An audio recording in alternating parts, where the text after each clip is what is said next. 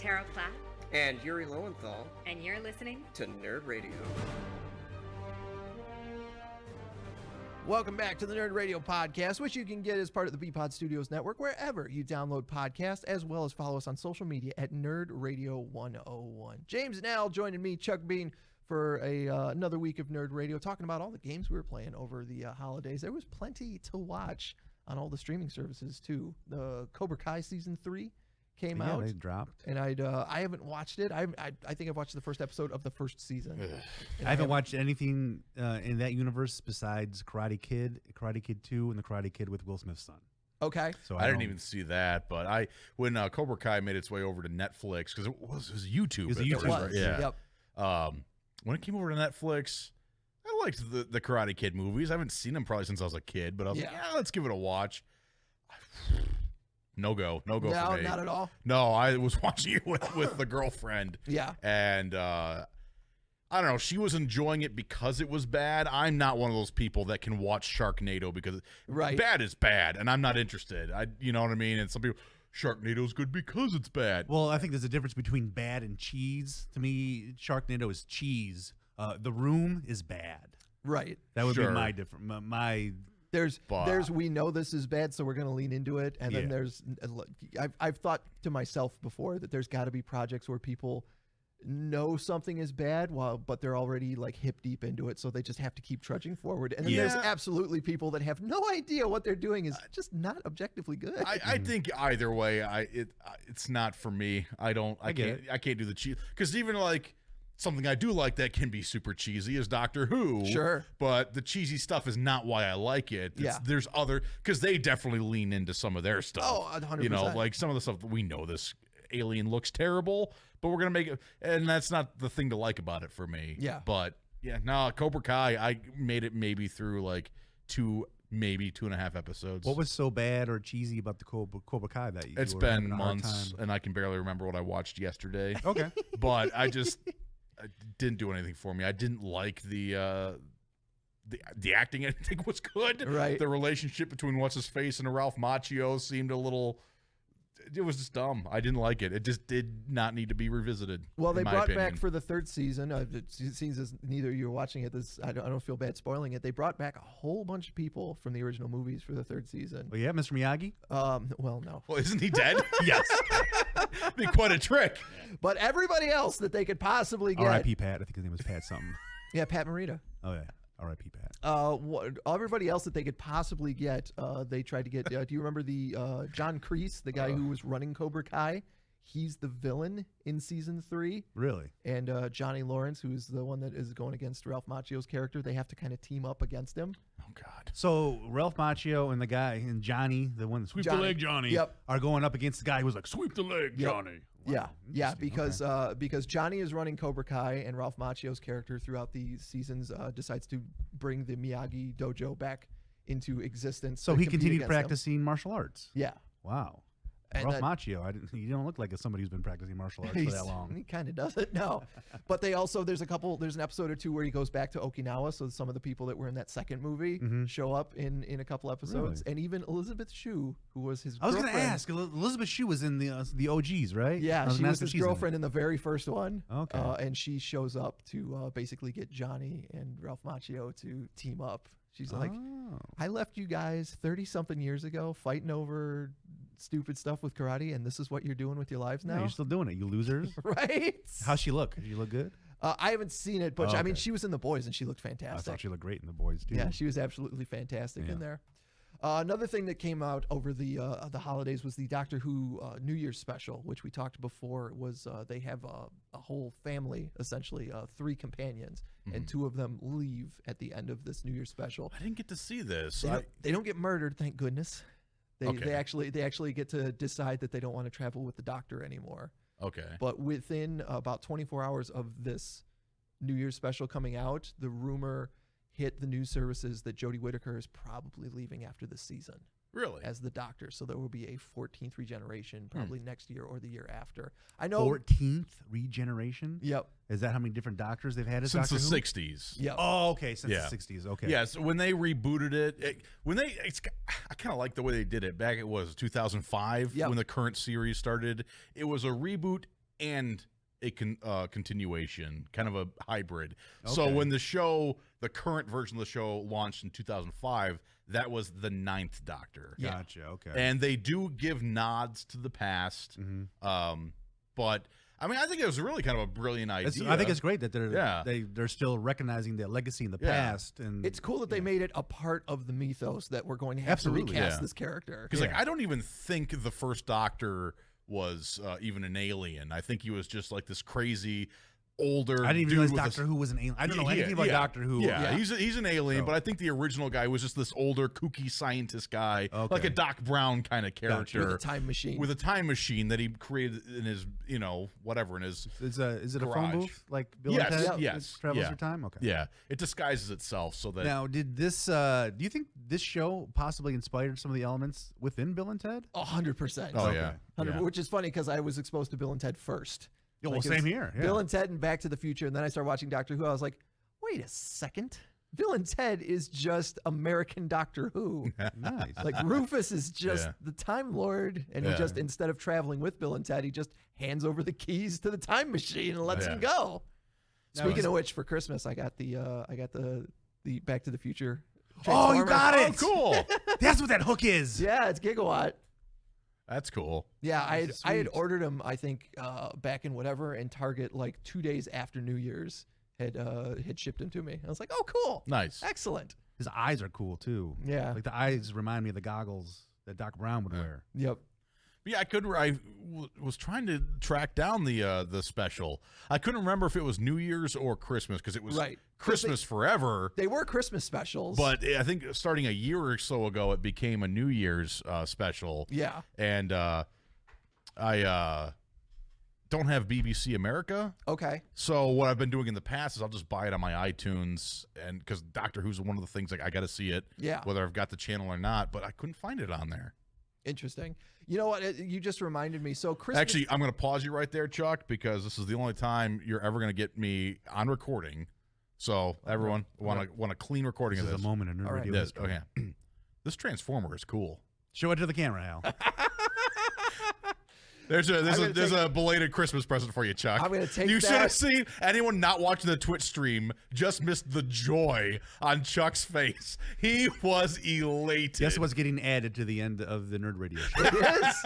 It is. I was going to say, I'm going to clip that. I'm going to put it in the drops, and only I'm going to be able to trigger it. So every time I talk about Transformers, I'm going to hit that. And now you know why this episode is titled This Transformer is Cool.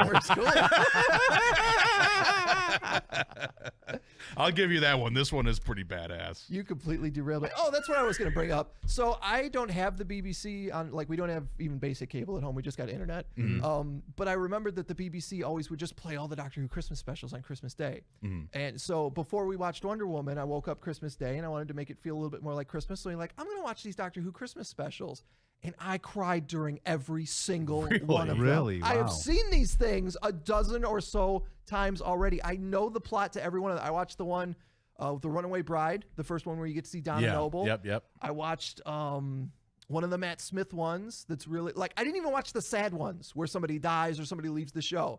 I cried at every single one of these. He's like things. the people that always cry at weddings. He cries every time he sees a Doctor Who Christmas special. Doctor Who Christmas special. I was crying. I was like, I'm having a mental breakdown. I always cry in the Doctor Who Christmas special. I was really concerned about my mental well-being watching these. But yeah, so Jodie Whittaker. You got that one character who looks like a giant baked potato who was with Matt Smith. Strax. Here's something, though, that may, in fact, bring a tear to Al Beck's eyes. Uh-oh. John Delancey did a cameo for somebody and said that let's just cross our fingers that 2021 is going to be better. It just has to be better than 2020. Merry Christmas. You're going to be seeing more of me. Ooh. Hinting that he may be showing up in one of these Star Trek shows. Ooh. I mean, he did show up in Lower Decks. Yeah. So who was he originally? He was painting a picture because I'm not familiar. You know better than me. Well, he was a character called Q, and they're an omnipotent race. So he is he like the android guy looking? No. He was a recurring character. He wasn't the main cast. Okay. But he basically had all power. He was like a god level character. who took a particular fascination not only for the humans but Captain Picard specifically. Okay. And he was just a pain in the ass for Picard, but where it started off, I mean, he shows up in the very first episode of Next Generation, and they're putting the human race on trial, and basically determining whether or not they were going to exterminate us. Okay. But instead, he ends up like really liking Picard, and he shows up probably at least once a season. He's like Loki for Star sort Trek. of, yeah. That's a great, he's kind of a trickster. He's got all powers and stuff like that. But then the best one is, which you've talked about before on the show, is the one where they his race takes his powers away from him, and he shows up on the Enterprise. Yeah. Yeah, they take his powers away, and they give him a choice. You can be any species in the universe, and we'll put you anywhere you want. But he ends up choosing human and gets dropped off on the Enterprise, and he has a real difficult time dealing with the human experience. Yeah, one of the great things is he's really concerned, and I was all wavery, and I lost consciousness, and Picard's like, you fell asleep, Q. Like, how dreadful. But yeah, that, of course, Q led to that the Worf line, the "Sir, I must protest. I am not a merry man." Yeah, I love. He's my favorite recurring character on Star Trek. I hope they say that they are going to do a second season of Picard. It's supposed to begin production in February. God, I hope he's in that. Because really, Q is a fun character, but Picard reacting to Q is the best thing. Yeah, he shows up in other stuff. Like, you see him, I think, at least once in Deep Space Nine and also in Voyager. And it's still great. I love Q, and John Delancey is such a great actor for that character.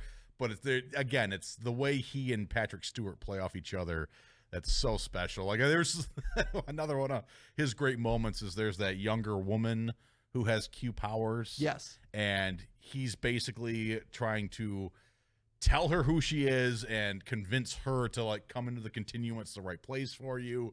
And Picard agrees with him, so that he has to like team up with Q. And there's just the great thing where he's like, this is Q. He's a colleague of ours, and he's just having such a hard time playing nice with him. He hates him so much. He hates him so much. Did you guys watch Dexter when it was a big deal on Showtime? No, I wasn't a big Dexter guy. No, I think I saw all but the last season. Yeah, so I saw everything but the big disappointment. Apparently, yeah, because I dropped off after the third season, I believe it was. I can't remember his name, but the actor that showed up and then like murdered his girlfriend at the very end of the season, and he was stuck with her baby. God, I can't. John Lithgow. Oh, John Lithgow. The John Lithgow season was where I was like, it's not going to get any better than this. This was amazing. John Lithgow is a creepy serial killer. But it's a bad guy, huh? Yeah, it was pretty great. Oh, he was so good in that too. Well, they're saying that they're going to bring Dexter back for a kind of relaunch season, kind of like they did with the X-Files a few years ago, and they do with a lot of shows. Yeah. And Clancy Brown is going to be part of the revival. He apparently is going to be the big villain. Where do we know Clancy Brown from? Clancy Brown was in Thor Ragnarok and Daredevil, according to this particular article here from Variety. I know that I just saw him in a movie on Shudder called the Okay, so he's got some horror movie chops here. He does. Yeah. He's a real creepy looking dude. He was Kurgan in the Highlander. He was the voice of Surtur, the big fire demon at the beginning of Thor Ragnarok. Okay. He's in Pet Sematary 2, huh? Yep. Yeah, he's a big old creepy dude. But Michael C. Hall is returning for it and saying that he's really hoping to redeem the show with this next season. You know, I do like that when they kind of address the fact that, we realize we disappointed a lot of people. Hopefully it makes up for you. Yeah. Equally as enjoyable, though, is, say, Larry David, who is sticking to his guns and is like, we do not need to apologize for the finale of Seinfeld. No. It was perfect the way it was. And everyone's like, we hate it. He's like, hey, we don't need to apologize. We gave you exactly what we intended to give you, whether you liked it or not. But that's Larry David, though. It's a special case. Absolutely enjoys the car crash. Yeah. Is there a show that you can think of that's over that you absolutely don't want them to bring back? Because I don't want any more Lost. It ended terribly, and I don't care anymore. Like, you know what, though? It was a fun ride for most of it, though. Absolutely was. It was very enjoyable. Even if I didn't like the stop at the end, I enjoyed the show while it was on, and I don't need any more. Yeah. My defense that I've always said about Lost, though, is the fact that people bitch about the ending And where it's like it's the same thing with J.J. Abrams. Like the answer is like, okay, I guess that makes sense. But the problem was everyone figured it out. Yeah, we figured it out within like 2 seasons. Right, and then are asking J.J. Abrams directly, like, is this the answer? And he's like, what is he gonna say? Yep, you figured it out. Don't bother watching the next 4 years. Right. So he kind of like, so when he was like, no, that's not it, and it turned out to be the truth. Yep. People are like, people, you said it wasn't. What was he gonna say?